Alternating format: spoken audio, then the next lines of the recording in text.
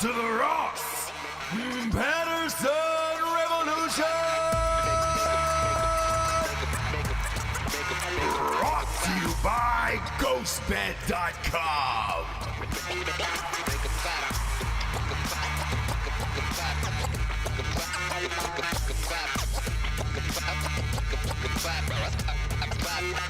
Yeah, we're in.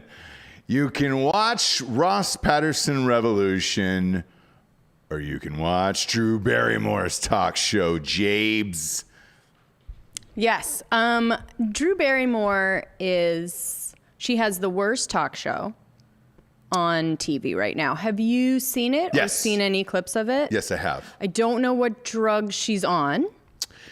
You know, I don't know what she's trying to do. It's just, it's the most. Right. It's very all over the place. She's very erratic. Yeah. Right? Lexapro is my guess. You think? Yeah. That would make you like that? Yeah. Just a little hey. Yeah. I think it's probably Lexapro. It's my guess. I think it's probably somebody told her that she was really funny and like awesome and relatable and so cool. And so she has taken that to a place of being annoying. Here's the Drew Barrymore conundrum, right? Please. Yeah, I'll explain the entire thing to you here, right? So started off as a child star. Sure. Did a shite ton of drugs. Right. Shite ton. Drinking. Really can't underestimate how many drugs Drew Barrymore has pumped into her body She was as a small child. She was in rehab at what, 12? I think 13. 13 years old, yeah. Obviously, when you star in Extra Testicle, it's going to bring E.T., extraterrestrial. I always go the extra testicle route with that. As a child, no, and it just creeps back into me every single time. When you star in a movie that big at that age, you're not turning out well. Like, you're just not. The other kids seem to be all right, 15, 20 years later, but that thing was a juggernaut where it was just, that was the biggest movie of all time. That was before Titanic. That was it. It was E.T. And that was the biggest thing in the world. And the Reese's Pieces and the thing. Like, I still don't know anybody who doesn't know E.T. Yeah. Right. Yeah. And then her parents were also in the business. That's so it was the thing. like, hey man. So she was just always around it. Yeah. Even with her parents. It's like, think about the barbecues we have, except for they're at like really nice clubs with celebrities everywhere, right? Your kids are there, they're fine. They're not gonna start cursing or doing drugs, right? And then when she got her level of fame, right, she was able to go on her own merits. They already knew her because she was there with her parents. Yep. She was in full on, I think she was at Studio 54 at like 14. Yeah. And then she grows up, kind of snaps out of it, right? Rolls on to Letterman, pulls up her top when she jumps on the desk, and everybody was like, "Oh, she's kind of hot." Drew Barrymore got hot, right? And fun and crazy and huge just like, tits, yes. And you were like, "I want to party with Drew Barrymore." That party spilled into, "Hey, man, I think I could start making my own movies and start being in movies again." Blah blah blah. And then she does the thing with Sandler. Opens up her own production company, and then buys the rights to Charlie's Angels. Now, when she got the rights to Charlie's Angels and made that movie and it exploded, she became like a gajillionaire and like beloved by everyone. Right. Everybody forgets the Tom Green thing where that was the weirdest. That should have given you a heads up of like, oh, well, the crazy's still in there somewhere if you just scratch the surface. I liked that relationship though. Oh God. Yeah. Because it was like, it just meant that she wanted to have fun and be crazy, and she didn't care about somebody's level of celebrity or their weirdness or whatever. Sure. I liked it. Oh. They had a conversation on her show, actually.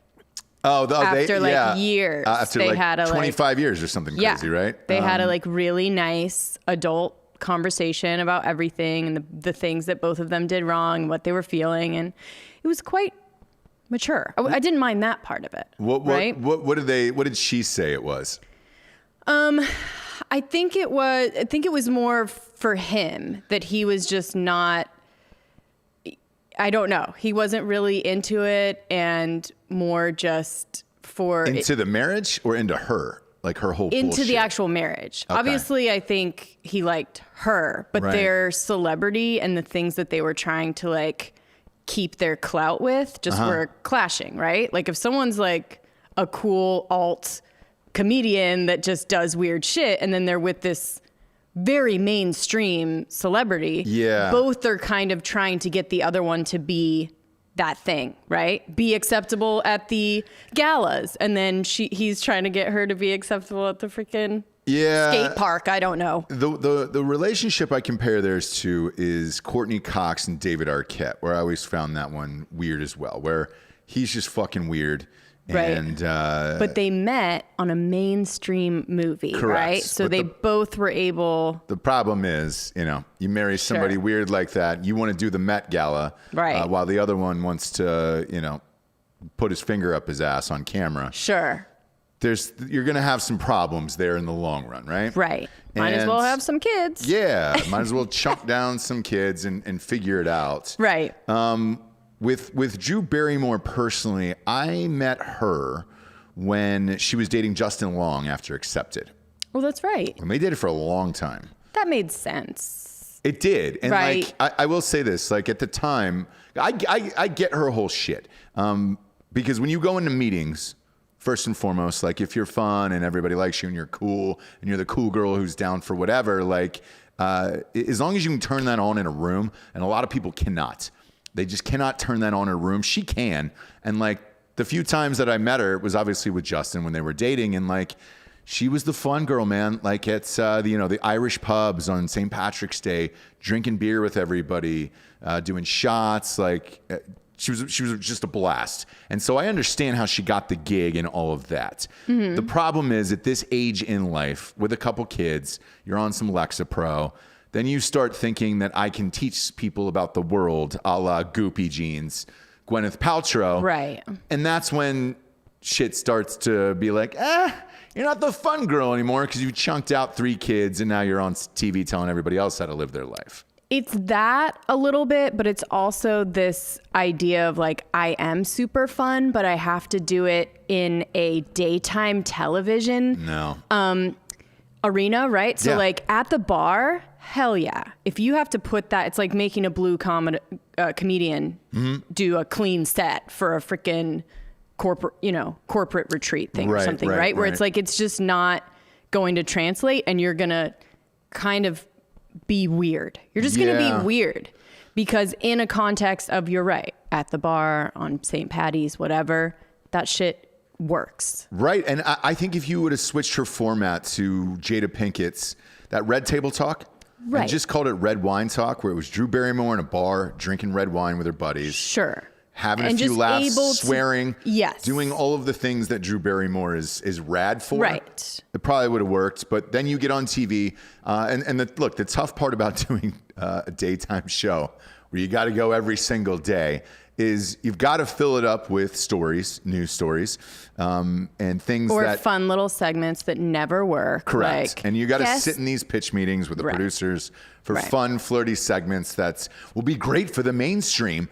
But oftentimes, because of how fast everything is moving, and especially with COVID and everything, you're on a skeleton crew, skeleton staff. Because of COVID, you can't Everyone's on Zoom. Correct. You're just by yourself. You're basically doing a half an hour show or an hour long show, whatever, by yourself on a stage. Yeah. When you were Drew Barrymore, that people interviewed you and you were fun. Right.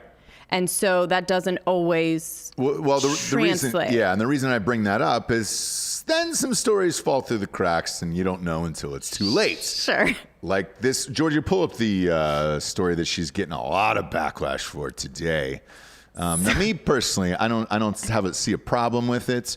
The Drew Barrymore teacher story we were talking about right before we went on air. Yeah, so the Drew Barrymore show. Monday? He starts on Monday. All right, we're not going to go at people today. We're just not going to do it. We're going to have a fun show, okay?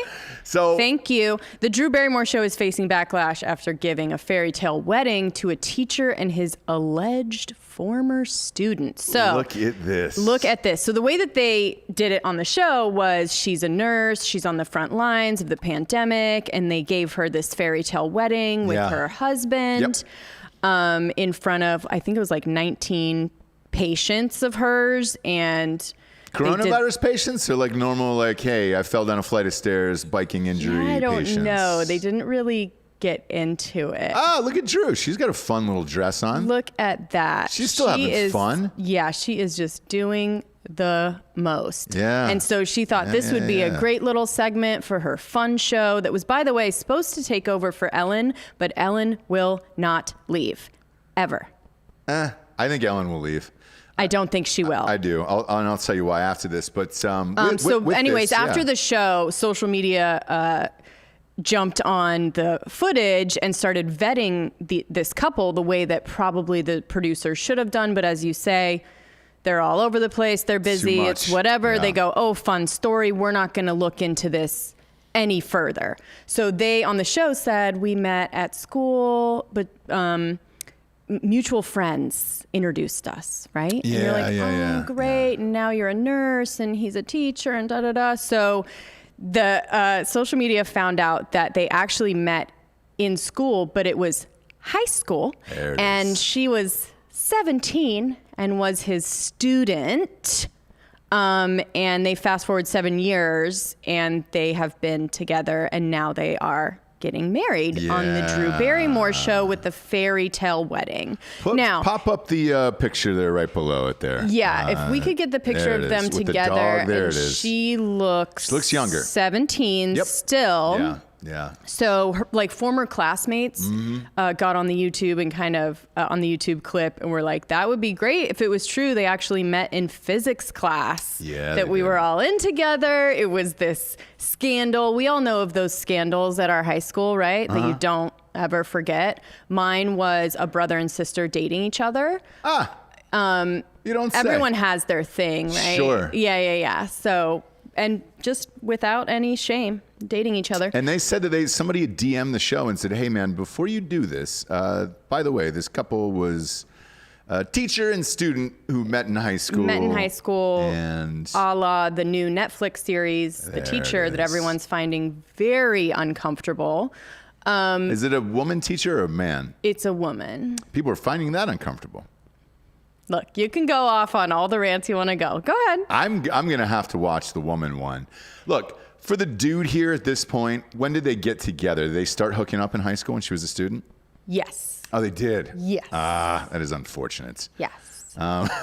So Drew Barrymore doesn't look like you're going to be taken over for Ellen, my friend, on top of you being quite annoying on this show and probably, as Ross said, better suited for a bar. Yep. Type of fun, right? She's a fun time gal. She is a fun time gal. She can't be confined to this bullshit daytime talk thing. With Ellen, by the way, I don't think she's leaving.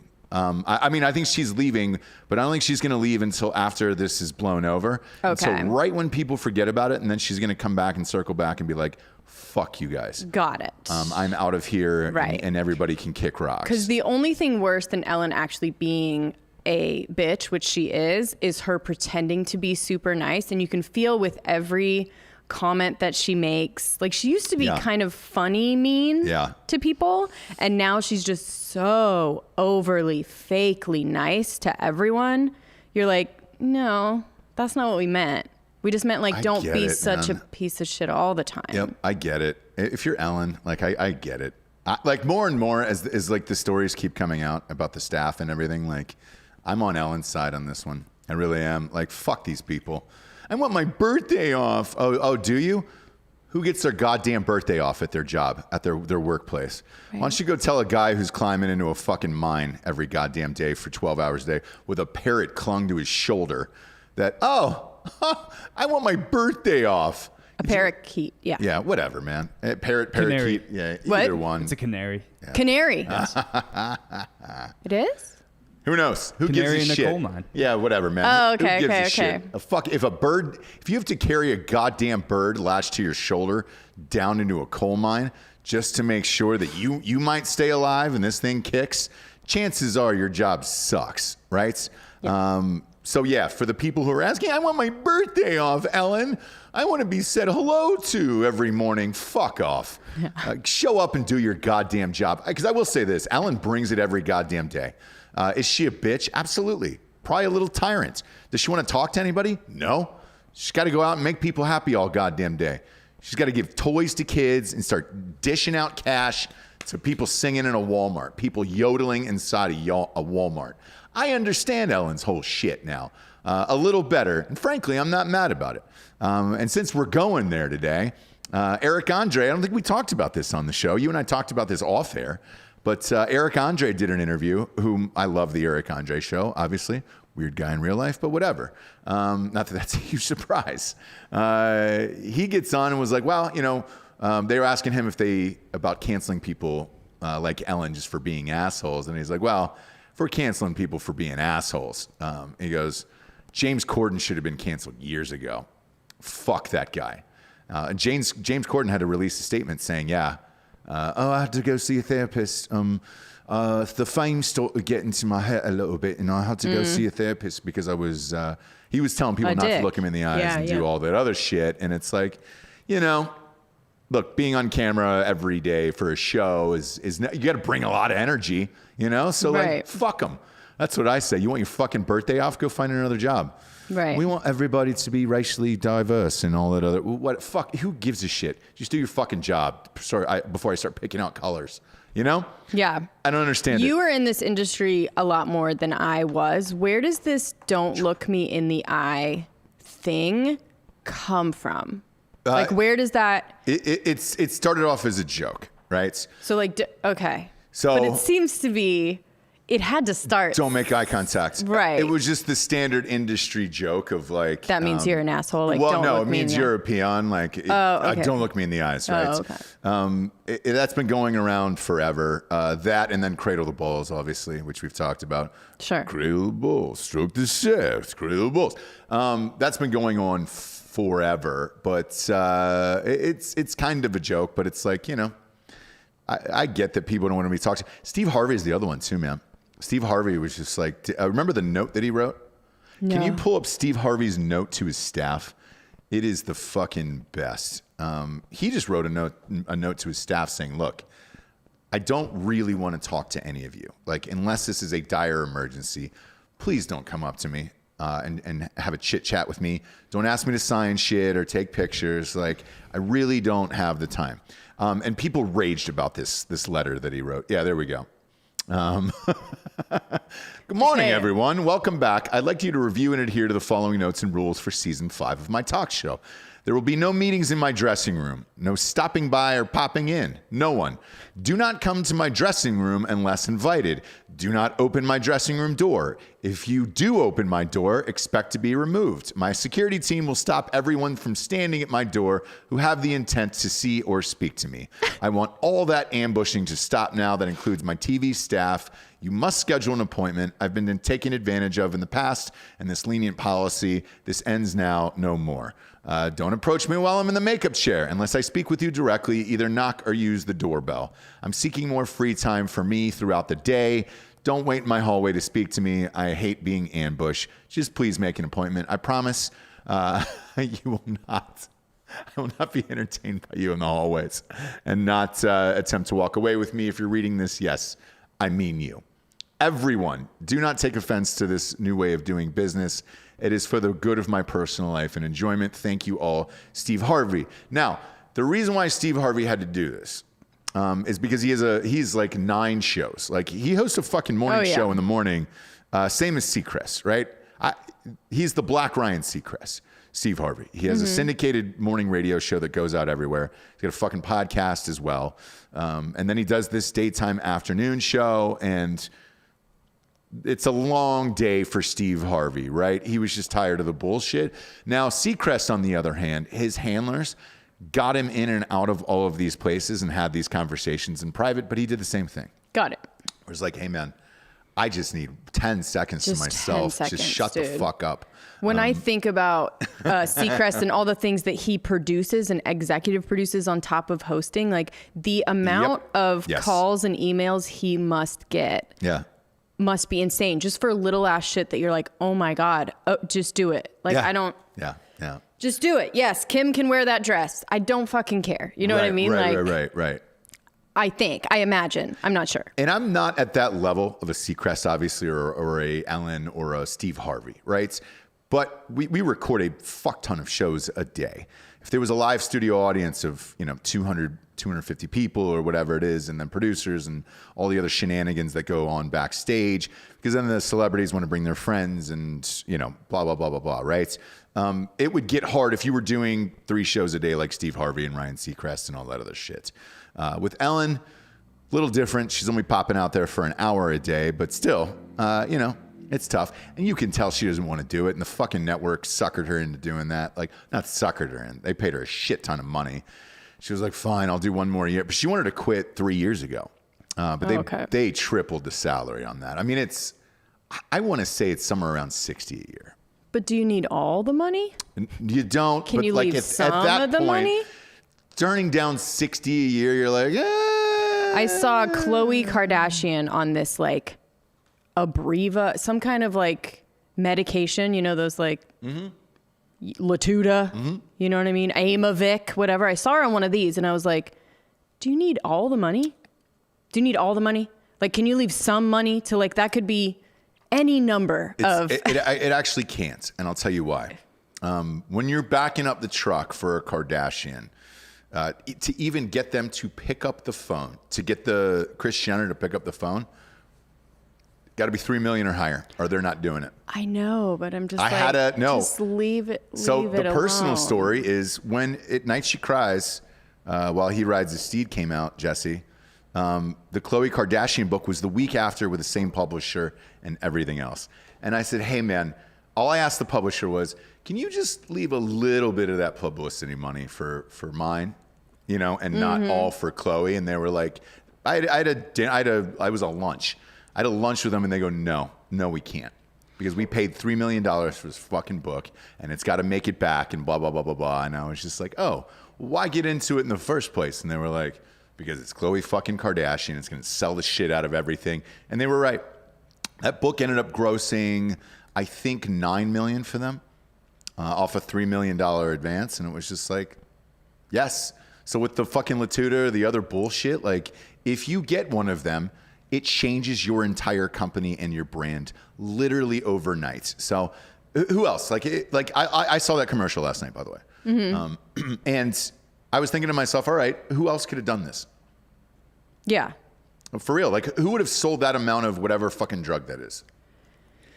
But it's not even a drug that like, it's something like if you have this specific problem, I don't even know what the percentage of people would be that have it. It's like some kind of headache, maybe migraine. That makes sense. Yeah. A lot of people have migraine. I think that's what it was. I think it's some kind of migraine thing, or I don't know. But just it's not a brand that you'd be like, oh, Yes, but that is how instantaneous and overnight it is. Where you're like, oh well, fuck, we're talking about it, Lavaca or whatever it is, right? Right.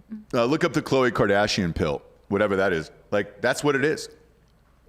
Where it's like overnight, your dumb brand becomes fucking huge, and that's it because of Khloe Kardashian. And like, you get it. And like, dude, when they said no, you can't have any of that money for your own promotion or whatever. Like, and looking at the numbers later, yeah, they were correct.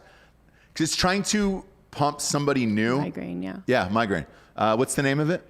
It's expensive, it says. I bet it is. Oh, God. I fucking so it's bet for rich it is. people. There you go. So you need a Kardashian. Gotcha. To tap into that. Yeah, because you know why, right? So the critics are no. So the medication is costing between $900 or $897 to over $1,000 for a package with 8 doses in it. What? Yeah. Nurtec is what it's called. Yeah. Wow. Yeah, little Nurtec, baby. Wow, Khloe. Nurtec, Fuck you. baby. Dang. Yeah, dude. That's fucked up. Somebody just wrote. That is fucked up. R.I.P. Fred Durst. Did he die? That would be crazy if he did. Oh, please. What? They wrote it in the... on the message board. You never know where you're like, hey, man, did Fred Durst If Aaron Green breaks that news today, he will be I'm gonna have to look the it up champion of the board. Now you're looking it up. Yes, You I am. guys? Yeah. What's going on? You gotta go on Twitter. That's usually... I am. I'm on Twitter. Actually, Wikipedia changes very quickly, by the way. He didn't die. Fred Durst didn't die. I don't know what happened. Whenever you see that pop up, you're like, oh, Jesus Christ. All right. Did Fred Durst die? Did Aaron, what did you mean? What did you mean by? That's really funny. By R.I.P. Fred Durst. On YouTube, I'll look over there and see something, and I'm like, oh shit, maybe somebody did die. Like there's been a bunch of people with broken stories to me when we were on air, and I was like, oh fuck, that person died? Yeah. Bill Withers? God damn it, dude. Hammer the like button on YouTube right now, by the way, so we can beat this algorithm. But if he died, damn it, man. Durst. Now they're gonna fuck with us and make us like Google random I'm not gonna look. I'm not gonna look over at the boards. If you're gonna tell me Fred Durst is dead, I want him to be dead. God damn it. I would have fucking sang a coup nookie all day, like the rest of the show. Would you? The rest of the show. Yeah. Well. Yeah, but with the Khloe Kardashian thing, right? So you hire her to make this brand a thing. Right now, it's migraines are the thing, right? Because of COVID. You have the only thing that I will say that has lasted or lingered, so to speak, is these fucking headaches. I never get headaches. I had them when I had COVID, and then like afterwards, like these weird fucking headaches, and I can't describe it. I guarantee you, this has the Khloe Kardashian pill has something to do with that, of like, if that is just even in your minds where you're like, man, can't get rid of these headaches or whatever, right? Because there's a couple mornings I woke up where I was like, the headache was so bad, I was like, an aspirin isn't going to do it. I need a Vicodin today, like something stronger. I guarantee you this has something to do with it, where it's just like, hey man, people are getting headaches from COVID, and if you look at the numbers, right? What is it? How many people have gotten COVID now? Like 8 million Americans or 9 million Americans or something like that. 11? It might be 11, right? Looking at the numbers, all right, 12 million total cases in the United States. Whoever did that was very quick. Was that you, Giorgio? Congratulations. I will tear you down, but I will also praise you if you were fast. We still won't look you in the eye. No, don't look me in the eye, obviously. But 12 million cases. So what they do on something like this, Jessie, dead serious. This is exactly how these meetings go.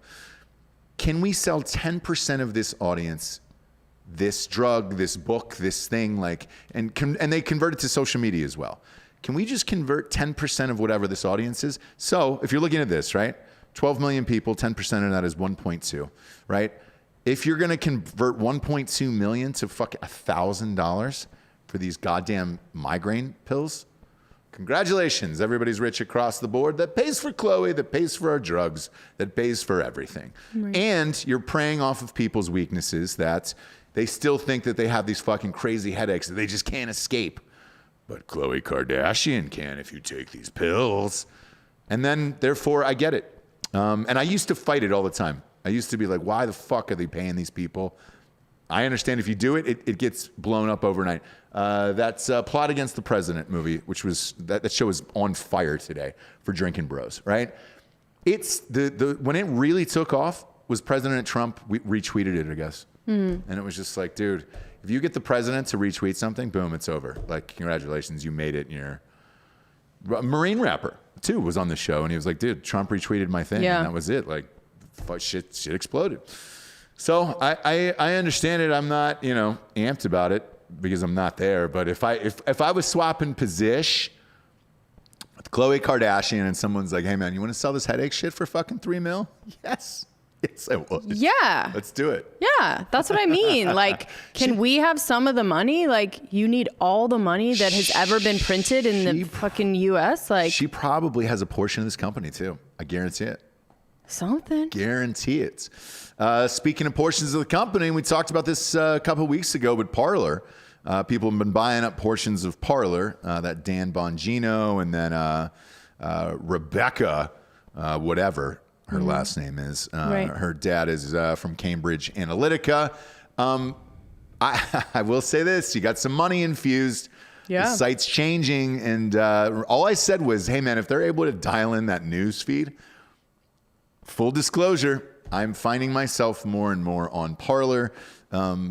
Most of Twitter now is just I hate Donald Trump, and like 80% of the things are like I hate Donald Trump on there. Does it feel like just facts? So here's where it differs for me, right? And Giorgio and I were talking about this before the show. The people you follow, or that are like the the champion people with the blue check marks and shit like that. I don't enjoy that feed because it's clearly just super right, and you're going to be stuck in an echo chamber of that. Now, is it the affiliates tab, Giorgio? Yeah, in the bottom, there's 4 tabs. If you go to the news and then go to the top of news, it has partners and affiliates. And if you click on the affiliates tab, it just has basically all the stories in order. Yes. No particular order. It looks like by time, possibly. Yeah. And then you can just click on any of them. It doesn't have any comments or anything swaying one way or the other right off the bat. Yeah. So going through it, like last night, there was no like trending topics, right? Because right now, Randy Quaid, that was the first thing that I woke up to was Randy Quaid made this video about Fox News going down or whatever. We're also right around the holidays where Christmas vacation, ramps up. Right. And like Randy Quaid was treating number one, and then I don't know if the president retweeted or whatever happened, but either way. Yeah, Trump shares Randy Quaid's video. Yeah. So like either way, that is not news to me.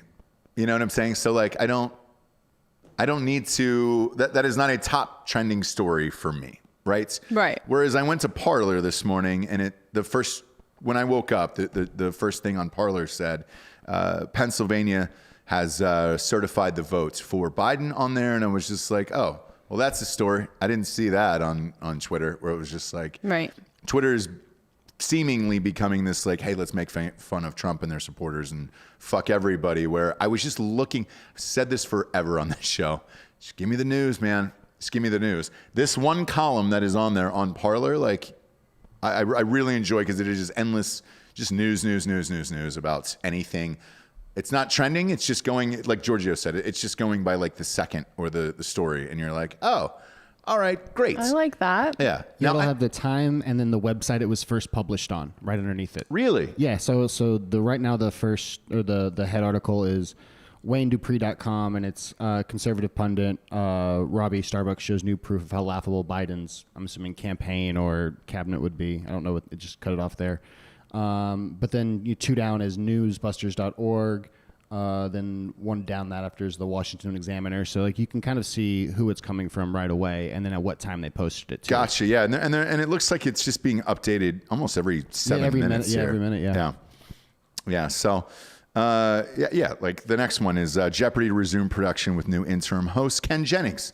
Yes, I love that. He's a guest host, I know. I think I would like him to be full-time. I think here's what they're trying to do is, in case he is not a great host, this is what Johnny Carson used to do as well, where it was like, hey man, come and fill in. Yeah. So Jay Leno used to do it. Who is the female? Joan Rivers used to do it. Yeah. And it was like, all right, great. It is a nice audition process that if Ken Jennings happens to be shitty at this job, got it.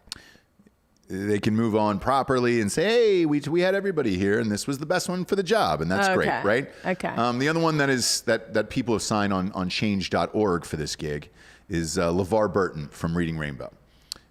Look, LeVar Burton is a pro, an absolute pro in this. Absolutely.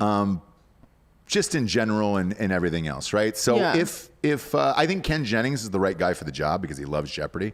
Yeah. And is the very best at it of all time. Yes. Especially after winning that primetime Tournament of Champions thing. Like, it was great. It was fun to watch. He just lives, breathes Jeopardy in the same way that I feel like Alex Trebek did. Yeah. And loves it so much. And wouldn't that be perfect?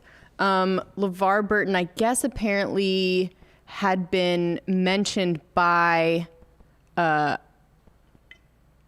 Trebek at some point, which is why they're considering it, right? But, look, so I think that's a safe way to do it. But this is news. Like, this is what I want to hear versus 80 topics on Trump on Twitter. Like. Mm-hmm. It's starting to change, and like more and more articles are starting to quote Parler in them, where I'm just like, oh, all right, is this becoming a thing? And there was something we said about it the other day. I don't know if we said this on air. I was talking to Giorgio about it, and he goes, when you send it out, it's called a parley. And Giorgio's like, that's got to change. That's hello. Fucking dumb, right? But I remember when I first signed up for Twitter, and how stupid it was that it was a bird, and then I'm sending out a tweet. Yeah. And then it became a thing.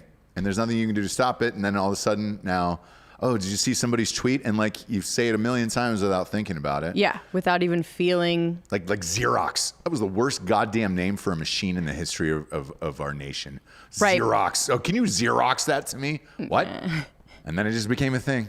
So I don't know, but I like whoever's pumping in money to this goddamn thing, like whatever this feed is, I enjoy more, where I'm like, all right, great. Because Twitter's new function, they've added an elections function. So when you go there, you can look at trending elections, like whatever. It's like, we're done with the elections. We're all good with this. Like, but I know they're going to keep it up through the Georgia thing. Yeah. Didn't Georgia go already? No. Okay. So they have not Georgia for the Senate. Oh, okay, yeah, saving the Senate. Got it. The deal is with that is there has to be a runoff if one of the candidates didn't get over 50%. It's a weird rule, but whatever. The Republicans won the first time, and so it's like, no, let's revote. Yeah. So they're going to do that, but I can share some news on that. I think a little bit. Okay. Jared Taylor, co-host on Drinkin Bros, just shot a campaign commercial for it. So. Nice. Yeah. They wrapped last night. Nice. So that'll be fun. But yeah, with all this stuff, it just takes a few things to be cool, and that's it. I'm starting to feel the void of just all of that being over, like all of the fighting, I'm starting to feel the void that everyone is going to definitely feel, right? After January. I think mostly liberals are going to miss having hatred. Yeah. Just having something to fight for. I mean, Judd Apatow got up every single day with a fire in his belly to just hate Trump. It turned into his personality. Right. Alyssa Milano. Right. She wasn't making movies. She was able to have something to fight for every day. And now, it's going to go back to being boring, to all of the corruption going back behind closed doors, and Alex Jones going back to being crazy instead of kind of right sometimes. And, Judd Apatow is going to maybe have to try and make, 50-year-old virgin, maybe. I don't know. He's doesn't have that. It's this thing like the FOMO of not having stuff to fight for. When I look back on like the 60s, I've said this before when I hear my parents talk about it, and it kind of seems like such a fun time, right? Yeah. People were protesting and fighting, and they were growing their hair long and fighting against the man, and politicians hated them, and they would, get up every day and demonstrate and like be mad, right? Yeah, I will say this. There was a really fascinating article I read maybe 2 days ago on a Hollywood site, Deadline.com, Super Insider Hollywood, right? And they had posed that same question to the audience. They said, are you going to miss it? Or when Trump gets out of there, if he is going to suck up the news again, because there will be none. So we're going to be following his every single move for the next 4 years. And what if he says, I'm going to run again? He's not. Going to run again? No. I don't know. I honestly don't know, because they released a poll this morning that said, hey man, out of 2024 candidates, I would have said no for sure. And I was leaning towards Ivanka, right? Now I don't know. But there was a poll this morning that said, hey man, right now he's up by like 20 in the Republican Party, because who else is going to bring that amount of votes out? And they were right on that too. Like, dude, it was 74 million votes? The highest of any sitting president. Who is a candidate out there that can guarantee at least that number of votes? I don't know who that is. And then with the news thing that you were talking about, like, I think it'll reach a point where the ratings are shitty. You don't have anything to talk about, and you're going to start searching for what Trump is doing, and that's going to dominate the news. I remember when Michael Jordan retired and went to baseball, and there was all those, you saw it in The Last Dance, but like all those fucking people following this minor league baseball team for 2 years, and it was so. But eventually they stopped. Do you know what I mean? Like, because Michael Jordan came back. He didn't come back until they stopped following him. Do you know what I mean? Like, in order for that to happen, people will have to start to forget about him a little bit. But I do believe I personally believe that it's over. I believe that the pandemic's going to be over, that all of this stuff that really consumed our lives is going to be over. No? At some point it is. We've been through pandemics before. We've been through crazy presidents before. But now, look, Trump is gone, and he's been invisible pretty much in the media, right? All we're doing is covering COVID now, like hardcore. The fucking Today Show, dude. I am done. I am all done with that. I know. It's COVID wall to wall on that goddamn thing. Well, that or a Thanksgiving sides bracket. Yeah. Let me ask you, because we'll start with Fake Dan first, because you thought Biden was going to win, right? Yeah. So what do you think the next thing is? What happens? I don't think like a full vaccine is going to be ready till maybe like May, maybe even summer. Yeah, but then it'll be over. No, it's going to take months before everybody gets the vaccine or things get back to normal. We won't be normal till like 2022. Okay. Yeah. Okay. So, but what do you think is going to happen with the Trump thing then?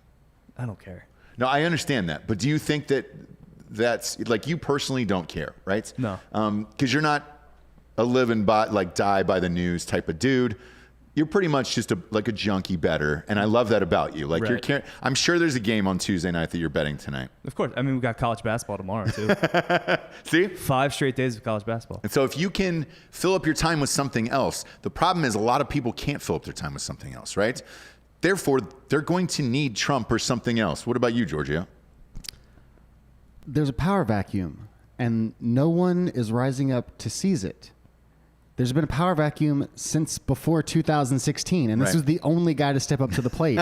He is not a Republican, has never been a Republican. He is not a conservative. He is a swindler. Not at all. Yeah, but to that point, it's back to normal. All is right with the world. They have their media on their side. They have the politicians that are able to do the corruption behind closed doors the way it's always been done, without someone exposing it. Everything's back to normal, which they thought is what they wanted. But again, there's certain people, like I said, not everyone, like the politicians, the media, all of them are going to be cool. Now we can do all the stuff we've always been doing. And the only people that are going to even have a voice are Alex Jones, and everyone thinks he's crazy anyways. So don't worry.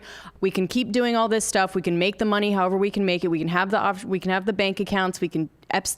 Another Epstein will come up and be able to do all the shit that he's doing without this motherfucker trying to expose everything, right? So they're happy about it. It's back to normal. It will be like that. For a while, until someone else comes up and does the same thing again. But I think the media needs Trump. I really do. No, I don't think they need to be in control of the government, right? And the government needs the media to be on their side. So when that all comes together, cool. They'll find a new target. The celebrities, the rich politicians, the whatever, they're able to go back to the country club, right? And who wants to give that up except for people, the rednecks are going to go back to just being rednecks instead of like Trump supporters, right? And then it's like everything's back instead of winners, you need an right? enemy. For a second they were winners, and now they're going to go back and everything's right where it's supposed to be, and they're all happy and don't even think that you're going to... You need a villain. You got to have a villain. Right. Who is it?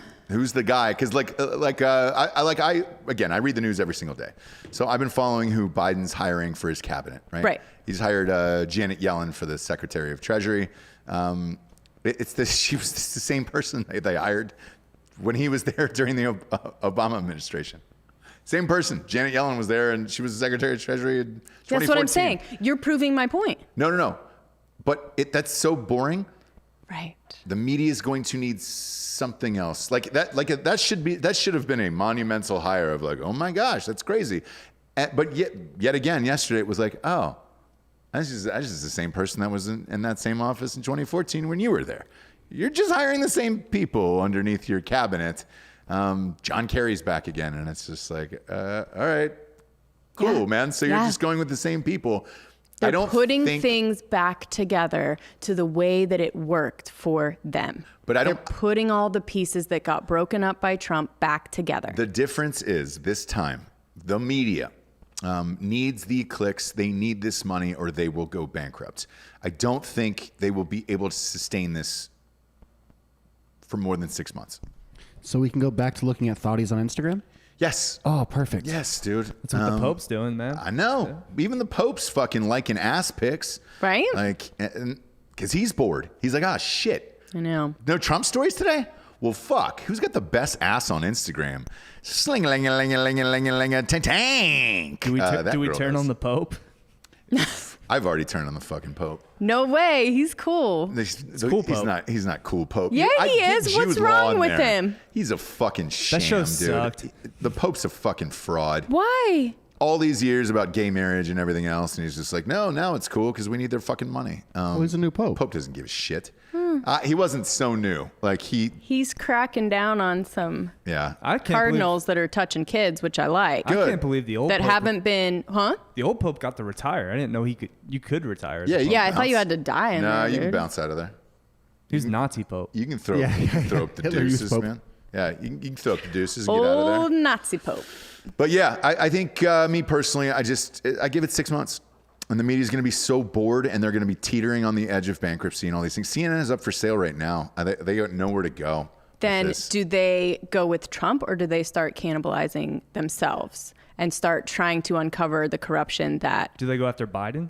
Yeah. I don't know. Because I said Do they this, use the old model that was working for them? I said this on fake news a couple weeks ago. I think the only big story besides COVID being cured, which another fucking drug came out today, that Moderna or AstraZeneca, whatever it is. Mm-hmm. Now there's a third company who's at 95%. Like I think we'll have these vaccinations pretty goddamn soon. Yeah. But once that's solved, right? Because you can't go wall to wall COVID like they're doing right now on all these other Right. networks. I think once that's solved, then you're gonna have to go back to the big guy here, or you're gonna have to hope that Biden dies. That's what I said on fake news, because then you can have the death watch on Biden, and you can keep going with that. That And it's parlays crazy, into the rise but of Kamala, which is then its whole nother. correct. Yes, Can we have that's the real story. Yeah, Yes, the yes, white yes, smoke yes, comes yes, out yes. of the White House. Yeah, That's how yeah, it works, exactly. right? Yep. Yeah. Right out of the top of there. They carry her out like a pharaoh. Also, I mean, on another note, I mean, they're making Melania do that fucking Christmas. Yeah, with those kids, those fuck ass kids. No, she good time works to be like a an Catholic. ass. I know. Who gives a fuck about Christmas? It's starting to show up more on news sites where I was the first to really champion her who gives a fuck about Christmas, but it's starting to come up now as a meme for Christmas. Like, who gives a fuck about Christmas? They're making her do the fucking decorations again. If I was her, Yeah. what would I do? I just make know it what I would crude. do. Nope, Yeah. I know. I would if I'm Melania Trump and it's Christmas. You go and I all gotta do this. out? No, you do. You go out. You wait for the media to wait outside. Everybody's waiting with the cameras, the microphones, Right. everything. You take one wreath, a hammer, and one single nail. Bash that fucking thing into the front door and then slam it right behind you. Say Merry fucking Christmas. Fuck these kids. Right. What did she say? Fuck the kids, or No. what did she say? What was it? What was the exact phrase? Again, she was actually saying something that was pretty right on, right? She goes like, who gives a fuck about Christmas? But I got to do it, right? And all they want to talk about is the fucking kids at the border. I want the kid to be with the mother, That's she it, says, that's it. right? Yeah. She wanted them to, but they won't report on that. She was actually if you listen to the whole thing, Yeah. she's actually exactly how you would feel if you were the, first lady and you were talking to an advisor about having to do Christmas when there's really bigger issues going on that your husband is actually trying to help with, but they won't talk about that. Why? Yeah. Oh, the Christmas. Who gives a fuck about Christmas? So who does give a fuck about Christmas this year, especially? Not me. Oh, do they know it's Christmas after all? Hammer the like button on YouTube. We got some sponsors pay for this shit wagon to be on the air, Jabes. To be on the air. Ghostbed.com/Drinkin Bros has started the Black Friday sale. Man, it's here. 30% off everything. All of it. That's crazy. Site-wide, we're starting at Black Friday. Black Friday. What do they got here? God damn it. They just keep popping up new shit. They got a bed called The Matrix now. Oh, dang. I mean, I'm still... Be sweet if it came with the Keanu Lux Reeves is on it. still my jam. Yeah. I go with the Lux as well. 30% off everything in the store. Mattresses, bed frames, bundle packages, bedding, pillows, accessories. It's for everybody. I don't even have to say that it's for military first responders. It's for every human being. Go there. You can get 30% off of each individual item. So if you just want a pair of fucking sheets, dude, boom. which are amazing. The best. If you just get pillows and sheets, you will transform. You will transform your life. And then you'll be like, well, damn, I need the fucking mattress. Then you could get all that stuff, get 30% off, get 36-month pay-as-you-go program, be comfy, cozy. No interest on that 36-month pay-as-you-go for $38 today. Yes, and get wet. Get wet, get hard. Oh, get the cover and then get wet? Yeah. Blammo, blammo, blammo. Get that protective cover. Get wet and then get hard, or get hard and then get wet. Depending upon what you're into, you never know. So people like to squirt first, ask questions later. Ooh. Next up, we got Hello Fresh, Jabes. Hello Fresh. It would be awesome if they got Adele to sing this. Hello. Yeah. Hello Fresh. Fresh. I was wondering if after all these years you'd like to eat. Yep. So, Hello Fresh. $90 off. This is the best. We have it I say we have this 4 or 5 times a night. Yeah. We've had it forever. And I'm like, dude, can you guys just sponsor it?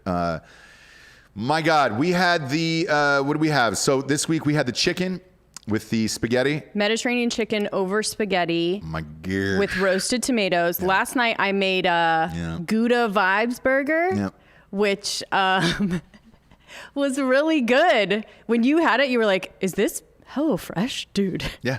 This is amazing. Looks professional. It's really easy to do. You don't want to go to the grocery store anyways, right? No. So might as well just have each ingredient perfectly portioned, sent to you in a freezer bag. Yes. And you can cook in the way that you want to cook. We had those burgers last night, and God damn Gouda it, Vibe burgers? Yeah, best. that's what I was just saying. Yeah. But I'm saying, like, I just can't believe how great the fucking burgers were. Like, well, the meat is all good quality. All of the, produce is sustainable, and like, it's just good stuff because right now with our schedule and stuff, we should be doing pre-made meals, right? Just throwing it in the oven, but we just don't really like that. I like to cook. Yep. You like to eat what I cook. Yes. So might as well just make it easier. Go to hellofresh.com/revolution90. Use code revolution90 to get $90 off, including free shipping. Yes. So go to hellofresh.com/revolution90 and use the promo code revolution90 to get $90 off, including free shipping. That is basically like giving free meals. You'll away, get your meals food, essentially. Like, try it. If it's not as great as it, can we get look at this, dude. Oh man, I'm all hulked up on it. Hello Fresh. Fresh ingredients, dude. I eat it every single day. 5 days a week. Weekends we go ham, right? But yeah, we get puffy. Monday through Friday we go Hello Fresh, and then boom, we get puffy on the weekends. Yeah. Again, that's hellofresh.com/revolution90 for $90 off and free shipping. Next up, we get strikeforceenergy.com. Boom, boom, boom, boom, boom. Shabloinker. 4 amazing flavors, great little stocking stuffers. You get a 10-pack, 40-pack, 750-milliliter bottle. It's a tasty, tiny little tin pouch. You rip it open and squeeze it into any liquid available. Go to strikeforceenergy.com today. Use the promo code REVOLUTION for 20% off. Now, they ship everywhere in the entire world, which is rad. I got a little bit in my drink this morning. We had a few shows today that we're recording. And then also, as the sun rises, it dawns on him. Boom. Hardback, available for pre-sale. We're 17 days away from the release of this. God damn it, that's getting close. 17 days from the release of the third opus by St. James Street James. There's a chapter in there. It's one of the most fucked up things I've ever written in my life. And that's freedom, baby. That's freedom all over your face. All over your face, Jabes, in your hands, your legs, your body parts, your stomach, your hair. Oh my God, it's in my hair. There's too much freedom in my hair. I can't get this freedom out of my hair. Go get As the Sun Rises and Dawns on. Amazon's the easiest. Barnes & Noble. I would say wherever books are sold, but they're all closed down. Everything's all closed down now. We can't have a Thanksgiving and can't do anything, which is not true, by the way. That's the next story I want to talk about. They've been doing these case studies in different cities on turkey sales to see if turkey sales are down, that means everybody's heeding the CDC warning. And they're not having big group gatherings because there would be no need to buy a 16-pound turkey for yourself or whatever. The numbers have not changed. Yeah. You're going to like this one, Fake Dan. This is your hometown. Your hometown. Your hometown. Philadelphia, those dirtbags. The two test cities that they did the sales charts in were Philadelphia and Pittsburgh. Nothing changed with the fucking turkeys. Yeah, dude. they're still out. Like Sold out. sold out. Don't give a shit. Can't find turkeys. Yeah. They thought that people would be buying these littler turkeys, like an 8-pound. Not the case. You always go 13 to 16 pounds, no Yes. matter what, No unless matter you what. want a dry no ass. No matter what. You know? Uh-huh. Jesse, I'm helping you out here. I'm backing you up. Like you're on the steps. Okay. Say that again. What? They're buying the turkeys. How big are the turkeys?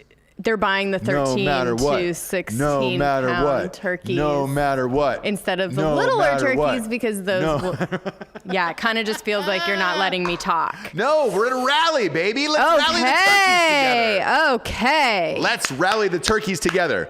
The reason why we need to do that, Jabes, especially in Pennsylvania, is they have banned alcohol sales.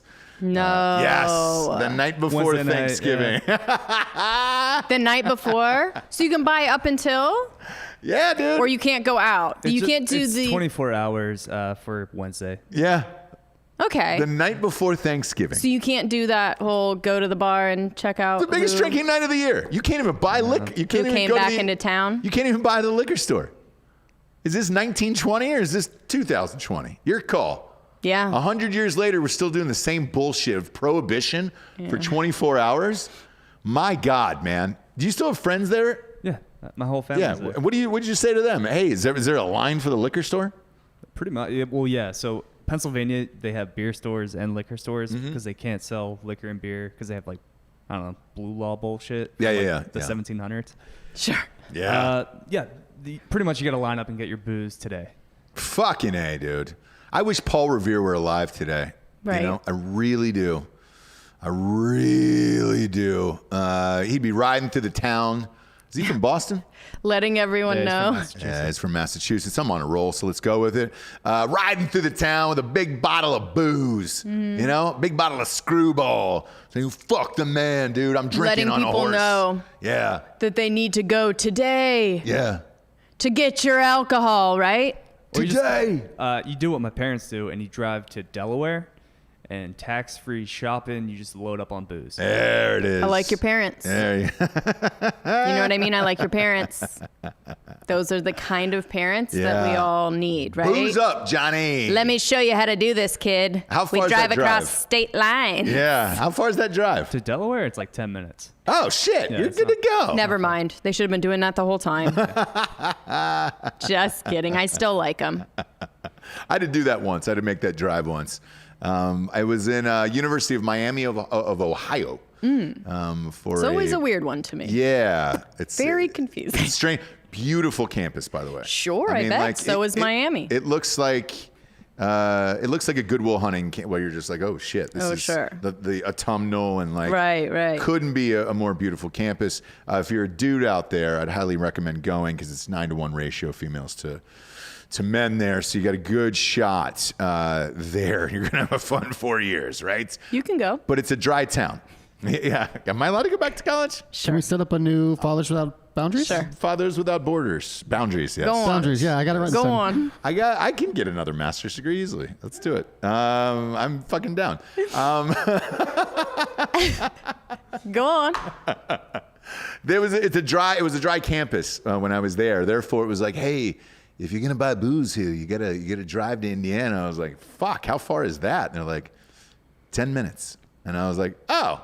What the fuck are Okay. we talking about? Yeah. I'm driving across the border there. Sure. And right across the border was an old man with a barn. Because I guess like it was the same thing where you had to go to like a liquor store. Like some like LA is different. Los Angeles, California is different. You can buy booze in your grocery store, which is You do insane. it here, yeah. convenient. You It's can what buy it's what you should vodka be in the doing. grocery stores here? No, you can buy beer, which is different than Pennsylvania. You can't even buy beer in the Oh, grocery God. Are you Pen- kidding? Pennsylvania You gotta sucks, Dude. dude. Pennsylvania sucks.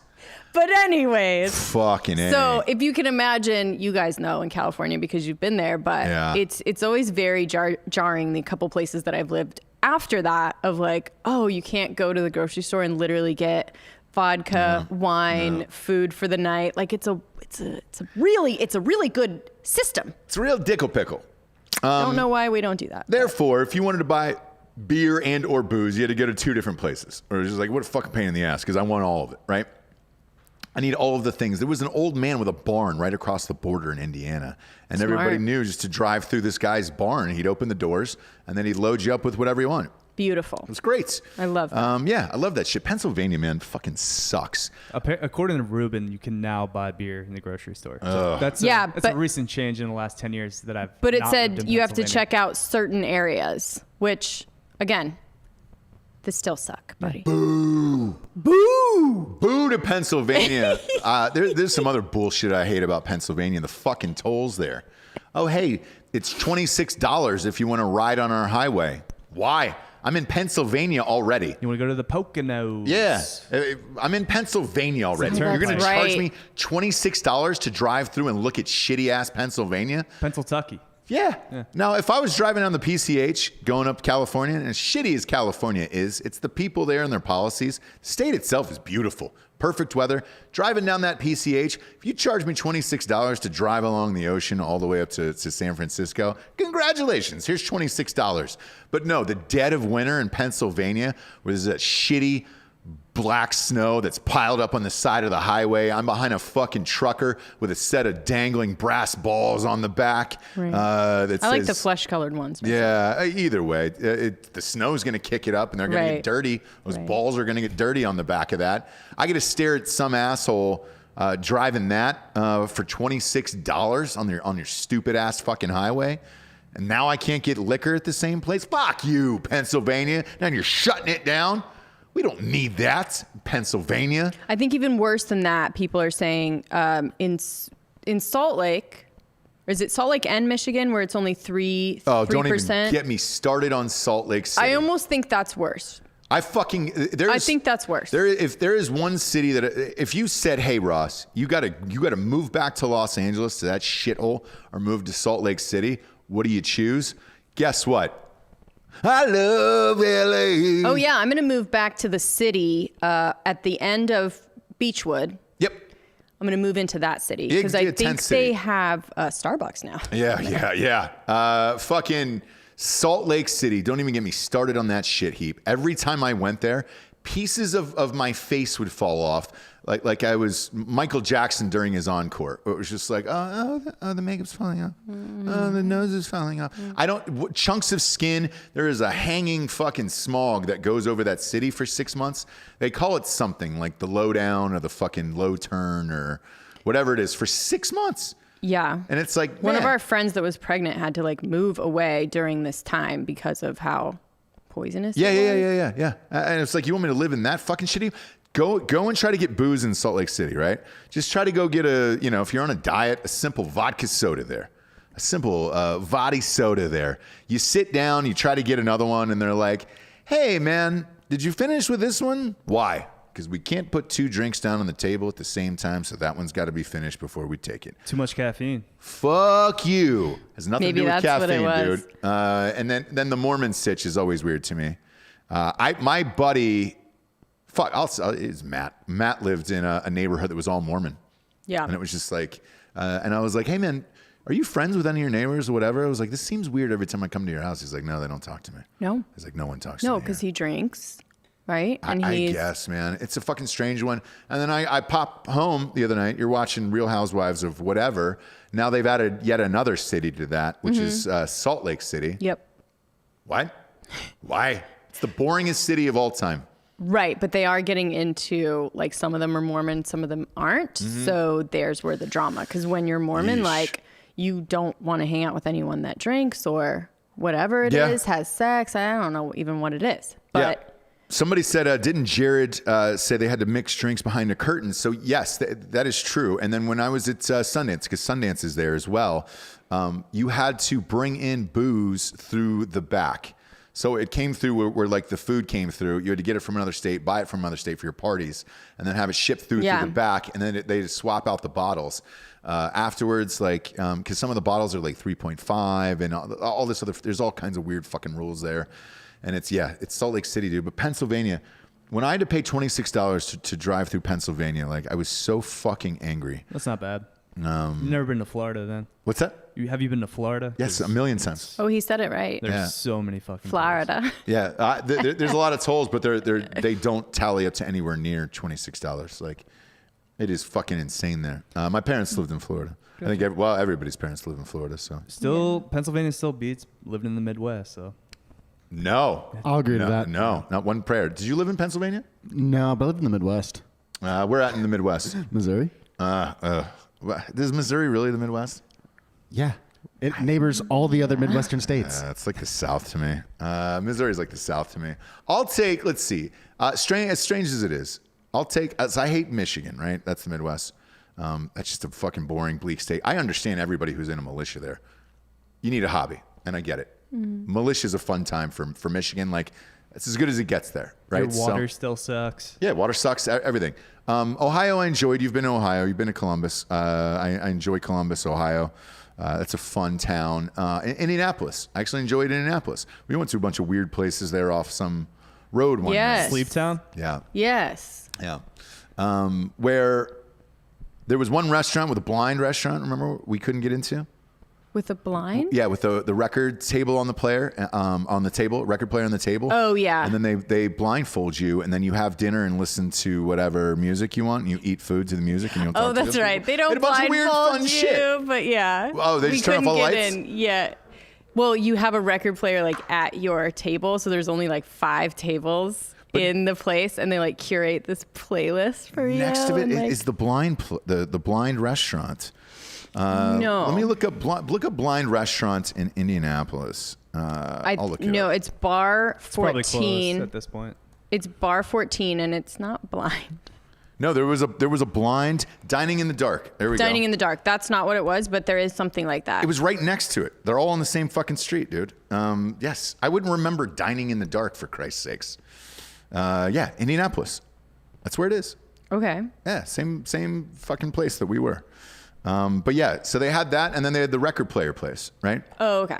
Record player place, blind place, and then there was something across the street. There was like 6 little bars and restaurants all in the same area, and I was like, where the fuck are we? Right. And everybody was dressed kind of like housewives from the 1950s.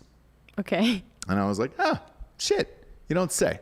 But yeah, the blind cafe, that's, I don't know if it's that one. This one's Dining in the Dark, yeah. That's what it's Dining in called. the dark. Dining in the Dark. Okay. Food looks good. Yeah, Massachusetts Avenue. That's where all that shit was. Okay. I liked all of it. Yeah. I thought it was a decently fun little weird town. Yeah. I have not been to Iowa. We were supposed to go this year, but I have been in Wisconsin. I've partied in Madison. Madison's a fucking blast. Yeah. So I enjoy the Midwest. You have just described the worst experiences and the worst towns. Yeah. Madison, Wisconsin. I had a fucking Madison's blast fun. there. That's the best of all those you brought up Iowa. Indiana? I haven't been to Iowa. It's miserable. Yeah. Indiana is trash. Indianapolis is a blast. It's not. As a state, it's also It's trash. a bore. Boy. Me and Dan are on the same page here. These are just terrible places. Because you guys are 2 dirtbags who will always continue to be dirtbags. Well, at least Indiana Nothing has will ever casinos. change. Exactly. They're not good casinos. So what? A casino's a casino. Yeah. You'll gamble on anything. Fuck. I used to go to this just to gamble.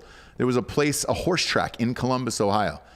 It never gets any press. It might be shut down now. It's called Scioto Downs, and they used to have these little carts that attached to the horses.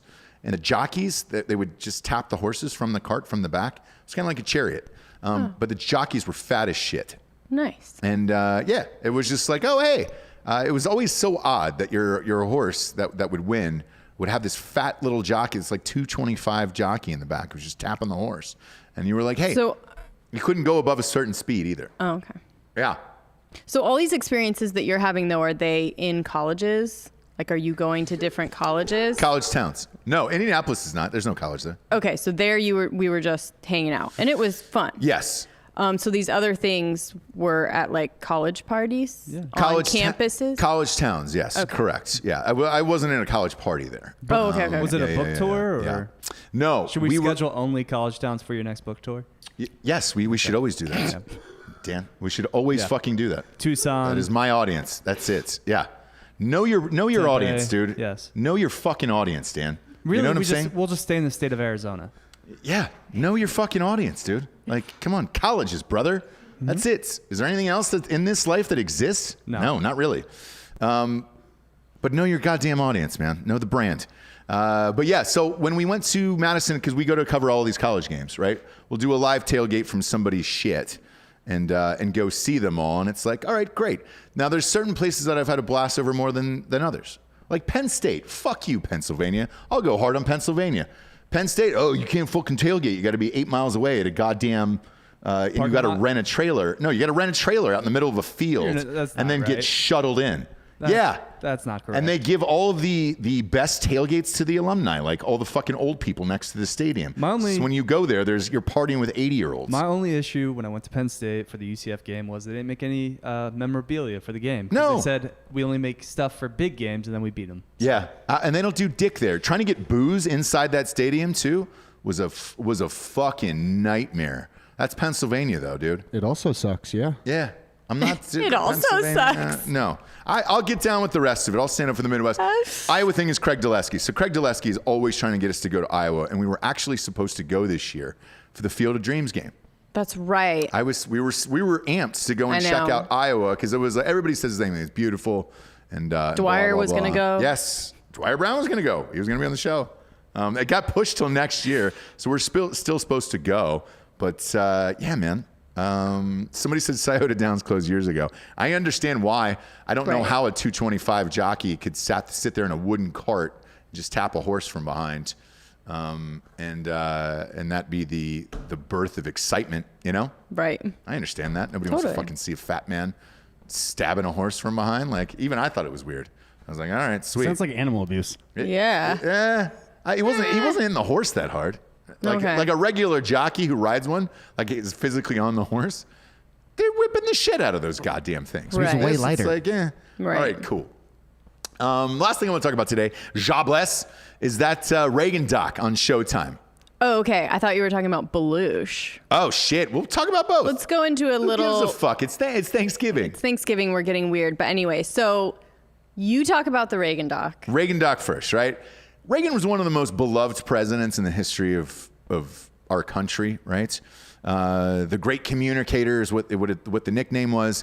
He had one of the highest approval ratings of any president of all time. Not higher than JFK, but... JFK only lived 2 years. His approval rating was 70. Yeah, well, that's when he got his head blown off. Yours would be too, Jessie.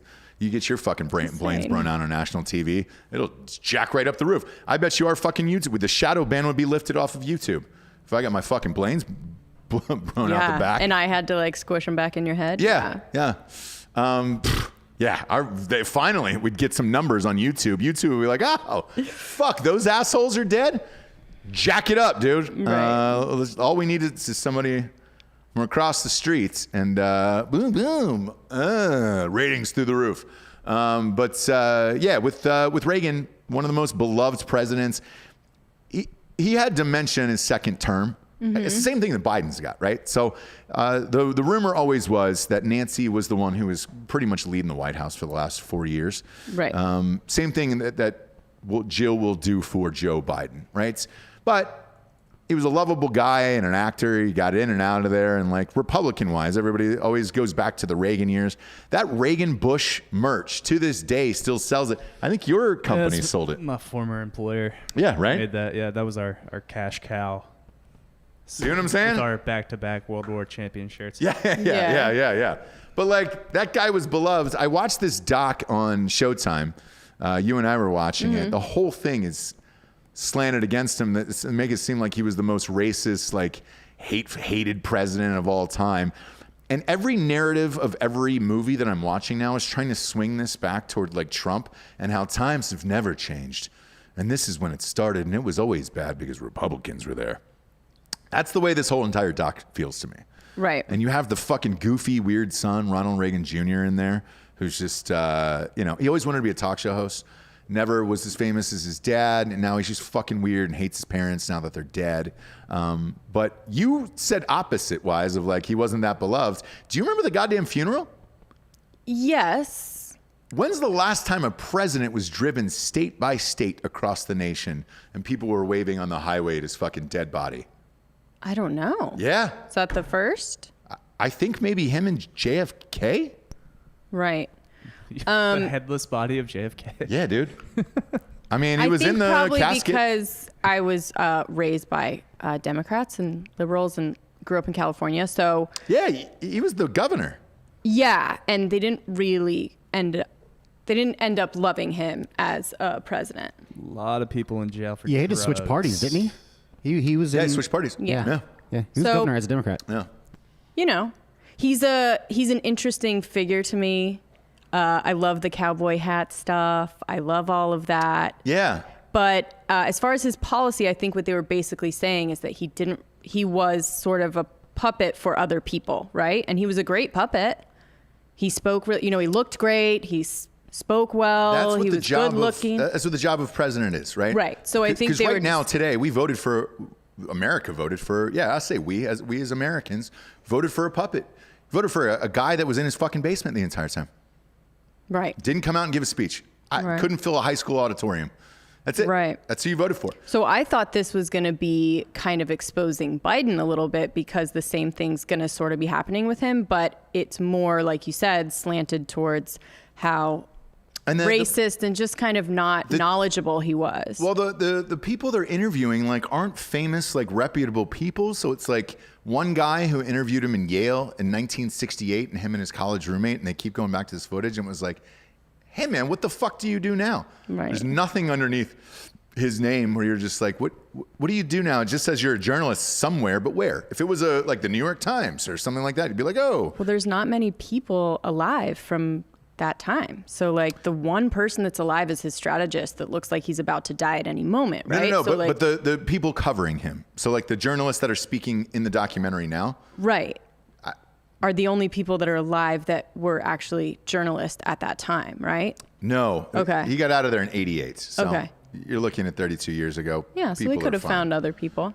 Yes, you'd only be in your 60s at that point. There's a Right. million fucking people you could have put in there. Right. Or anybody from the Republican or Democratic Party. Yeah. All those motherfuckers are still alive. It's definitely slanted, but that's just the way documentaries are now. It's sad. It's the way everything is. Like I watched that Chicago 7 on Netflix and they were like, oh, we should give this the Oscar. I hated, you couldn't even get through 15 minutes of it. I couldn't Yeah. either. It's just so fucking hokey and phony. And you're trying to tie every premise now to Trump to relate to what's going on now. And it's like, dude, all these periods of time are totally different. Yeah, some fucked up shit was going on, but fucked up shit's always going on. So Right. I don't understand it. But whoever did this, like, watch it, like just out of curiosity, but just watch it and be like, hey man, the 4 interviews they keep doing with these people over and over again clearly hate him, and they're not famous or useful or anything, where it's just like, you did nothing with your lives. And now we're just going to interview you as if you were an integral part of the politics in the fucking 1980s. Like, no, you didn't do shit. And you certainly don't have a record to back anything up with. Like, it's really fucking strange. I'm going to watch the rest of it because I love shit like this. Same thing with Hillary. When we watched the Hillary doc, where they made her out to be like, oh God, it's the queen. We can't believe she lost and everything else. Well, that was a like, little bit different because it was basically made by her, right? So she had total creative control over the whole thing. This clearly is not the case. And in that regard, you can kind of do a real, I don't know. Right. It's like fuck Jerry making their documentary on Firefest. Right. Yeah. Where They you're like, were a part of it. you were a part of it, so now you're trying to make yourself look better. There's no one to make them look better. Even their son is against them. So, Yeah, it's strange. It's a strange one. The other one we watched was the Belushi doc that just came out. Yeah. The John Belushi doc. Now, look, I love John Belushi. He was one of the very best cast members of all time on Saturday Night Live. Animal House is an all-time favorite of mine and always will be. I thought he was a great actor. When I watched this documentary, though, like, I don't enjoy people who aren't like really funny in real life, where it's just like, oh, you're just kind of dark and weird and do a bunch of drugs. Like, funny is funny, and like I enjoy people who are funny off screen as same as like on. And when I watched this doc, and I kept going back to like these letters he would write that were so deep, but he was just clearly on cocaine. You were like, dude, I'm good on this. Like, I was good on Belushi, where I thought he was a genius and I loved him, right? And then after watching this, I was kind of like, Well, yeah, I mean, you were super funny like on screen, but then afterwards, like it was just kind of weird and tragic. Like, Yeah, I never liked him. really?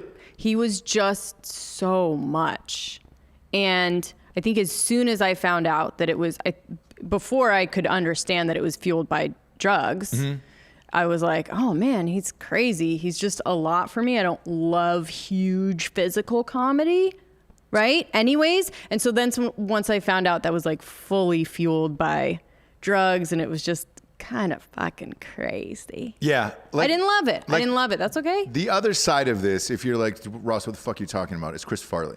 Where like Chris Farley to me was funny off, like everybody said, dude, like off camera, he was almost fucking funnier. Yeah. Yeah. But he was just doing fucking drugs and shit. And whereas Belushi, like they had these weird interviews from him at like parties and things like that. And you were like, oh, typically when a comedian's doing an interview, you'll at least make the effort to be like, hey man, I'm going to be funny, or this is going to be funny because people are expecting it. Right. He wasn't. And you were just like, oh man, you're just kind of a weird, dark guy. And that's it. Yeah. So, you know, after watching it, I was kind of disappointed and just kind of his whole shit, you know? Right. And they didn't really, like when people squander away their opportunities like that and try and tie it back to something in their childhood, and really only his was like his dad, he was embarrassed about being Albanian or something. Right. And that was like the one thing that they can kind of say was like the reason for all of his stuff. There's no reason. If someone's going to squander their opportunities and do drugs and get caught up in shit, they're going to do it, right? Yeah, the one part that I found interesting that I did not know was the fact that he was supposed to be in Ghostbusters. Now that would have been gangbusters, Oh, yeah, dude. yeah. Where Belushi Would was, it? Yes. Who was he going to play? Fuck, dude. You could have taken out Harold Ramis. No way. Yeah. No way. Take out the black guy. No way. Yeah, dude. Yeah. No way, dude. That was perfect. Bill Murray, Dan Aykroyd, Belushi. I don't know who they're You're recasting Ghostbusters right now? You're insane. This was the original cast. But I'm saying, like, you're going to put Belushi somewhere in there? That was already determined. I just don't know which character he was. Dan Aykroyd was like, hey man, he was in there. Something didn't work because he's not in it. He fucking died, dude. That's what didn't work. He died. Before the first one? Yes. Oh, okay. Fucking died. He was fucking OD'd at Chateau Marmont. Before Ghostbusters, and he was cast in it. Correct. Do we know this? Yes. Dan Aykroyd said it in the This is what I just told you. Like, hey, Okay. this is the one surprising thing that I didn't know. I'd heard rumors about this, and Dan Aykroyd was like, hey, man, just relax. Like, he was in this movie that he hated starring in, and Aykroyd was like, relax. I'm writing this movie called Ghostbusters. Like, it's for all of us. It's going to be a fucking blast. It was him, Bill Murray, Dan Aykroyd. Quit partying so much. Yeah, he's like, dude, I will literally be out there in like a week, I think is what he said. And, you know, shit. So, yes, dude, you put Belushi in that with Murray and, man. Yeah, it checks out. Like, that's the whole thing. Yeah, Belushi died in 82. Ghostbusters released in 84, but I'm trying to check the film date because I want Ross to be wrong. No, I'm not. I just watched the documentary last night. I literally just watched this last night. I thought you were saying he wasn't in it because of his drug use. No. And then he ended up dying. Because he's dead, man. Like, yeah. Jesus Christ. So the answer is technically yes. Dan just walked in. Earlier, we were having a conversation about the most beloved president. She goes, JFK. I was like, he got his fucking head blown off. Of course everybody loved him. Well, he's saying Reagan is the most beloved president. I disagree. Approval ratings-wise. Approval ratings, he was top Dan, 5. just say one thing. That's not true, right? Yeah. Eisenhower. That's true. Yeah. Eisenhower, perfect example. 70%. But because he nuked an entire country. Like, Nope. No, Eisenhower did not do that. Nope. who was it? That was Truman. Truman. Truman dropped the bomb. Yeah. What did Eisenhower do? He did He something built fucked highways. I mean, he was a great general. up. Fact check that, dude. Just look up the approval ratings for presidents. I had He also had a heart attack in office, so maybe people. You had him? him? I have him. What do you got? Eisenhower is Into the microphone? 65%. Okay. Truman's 45. The highest is John F. Kennedy. You're saying because he got shot. Yeah, because he got his fucking head blown off. Lyndon Johnson, 55. Nixon was 49. Okay. Huh? Lyndon Johnson also named his piece And Jumbo. George H.W. Bush has 60. That was after the war. Yeah. Yeah, Reagan had 52. Yeah, 52. Yeah. Yeah, when they left office, that'll tell you. They're just doing by terms. So like they're doing like you know what I mean? Yeah. But yeah. All right, here we go. So Yeah, Reagan's fucking. So we got Truman. Truman's the one who dropped the fucking bomb. Yeah. He Yeah, we said that. but bombs. Truman's 45%. Okay. And Eisenhower's 65. Eisenhower's 65. Kennedy's Kennedy 70. was 70 after he got his head blown off. LBJ. That's a weird one to me at 55 because he was a one-termer, right? He was out of there. He took over for Kennedy. He took over Kennedy. Oh, well, Yeah. after he got his fucking head blown off. Yeah, sympathy. Yeah, sympathy for that. And then, So Clinton was 55 and Reagan was 52. So that makes sense. Oh, look, I said this on it an wasn't interview. the highest, but yeah. Pretty close. I mean, he's top 5. But I said this on an interview the other day. Like with Clinton, besides getting his dick sucked, and I thought the impeachment was bullshit and everything else, like the country financially was rolling at that point where, that'll always help. Same with Trump. Like I didn't mind that either. Like, hey man, let's just keep the good times going. Wasn't that a housing bubble? Didn't that end pretty poorly? For who? .com. Oh, it was .com bubble. There's .com bubble, but he had just gotten out of there, and then that hit right when Bush was in there, and it kind of fucked up his whole shit. Kind of the same way with Barack, because we were in a recession, and then Barack kind of brought the country out of that. So yeah, I understand these numbers, but Reagan is 6 points higher than Barack Obama. I mean, that's a lot, and everybody sucks that guy's dick. So on this show, we just recreated a Thanksgiving dinner Oh, where yeah, we yeah, just yeah. weirdly talk about politics kind of and But look look, stuff up as needed and you know what? Look, make outrageous claims. a fact checker. Yes. Yeah. Ooh, that's a good idea. Yeah. Hot Bob will be here on Friday. Or no, Monday, I think. He'll be No, here he's today. saying like He'll be here at today. Thanksgiving I'm dinner. working here. Yeah. Yeah. Monday. At Thanksgiving Jesus. dinner, you should have a fact checker. That's funny. Oh, a fact check. Yeah, at Thanksgiving. It depends on if you're in one of those households. Like, Right. If I knew going into a situation, and I have gone into a situation at Thanksgiving, somebody else's house, or if we didn't agree on politics, I just never brought it up. Like, you're kind of an asshole for doing that, Right. Right. But then So- you have like the crazy uncle or the older grandpa that drinks a little bit and that kind of goes out the window is the only thing. Right. Because usually people are like, okay, we know not to. Mm-hmm. But then that one relative that we all have that, puts a little bit too much in the eggnog and then starts talking about it. And then it forces you to talk about it because you need to, right? Yeah. The worst part about it is if you're going to ask Alexa, during this shit, Alexa for fact checks. And everyone's just shouting at her. Well, the thing is Bezos now owns Amazon, obviously. He owns the Washington Post, and then he put in a bid for CNN. So Jeff Bezos is going to control our news, and that's going to be it. So whatever you want out of Alexa is going to be exactly what Bezos wants you to have. Right. Fun show, kids. Thanks for stopping by. We'll be back with you tomorrow, day before Thanksgiving. Thonks. Oh, I like Thanksgiving. And but you got to say it like that. Thanksgiving. Go to iTunes, rate the show a 5-star, and leave a quick review. It is not the millions of listeners or the very few people that YouTube allows us to let you guys watch our show on video. Thanks, YouTube. Oh, I'm so thankful for you this Thanksgiving. Go to iTunes and rate the show a 5-star and leave a review. That's what is actually going to move us up the charts.